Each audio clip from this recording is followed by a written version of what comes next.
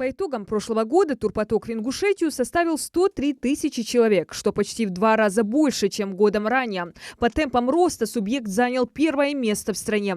В 2020-м власти региона рассчитывают побить этот рекорд, увеличить турпоток на 20%. Этому поспособствует освоение полученных субсидий от Федерального агентства по туризму в размере 80 миллионов и 600 тысяч рублей. Эти средства предоставляются на поддержку общественных инициатив по развитию туристической инфраструктуры. В регионе будут направлены на благоустройство туристических маршрутов и локаций. В этом году Комитетом по туризму Республики Ингушетия была подана заявка по 2 направлениям. Это разработка национального туристического маршрута и обустройство действующих туристических маршрутов на территории республики. В частности, ее горной части, а также обеспечение организаций и индивидуальных предпринимателей в туристической сфере для создания безопасных условий и средств передвижения для туристов по туристическим маршрутам.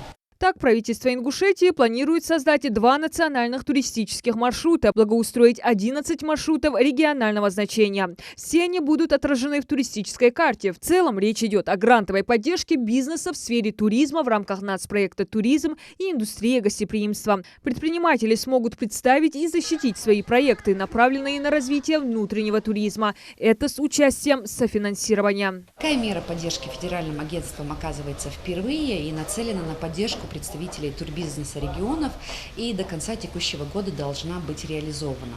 15 миллионов из 80 направят на развитие туристической инфраструктуры. Также федеральная субсидия будет выдана лицам, предоставляющим дополнительные услуги в сфере туризма. В ближайшее время Комитетом по туризму будет объявлен конкурс на участие в программе, и все организации и индивидуальные предприниматели, подходящие по критериям отбора, могут принять участие в реализации данной программы.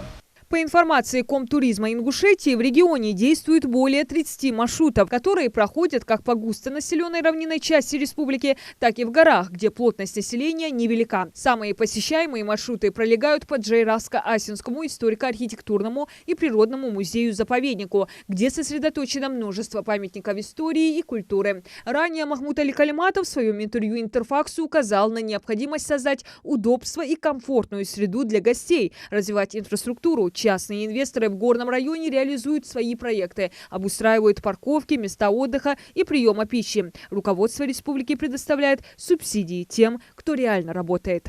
Диана Дударова, Рамзан Зурабов. Новости 24.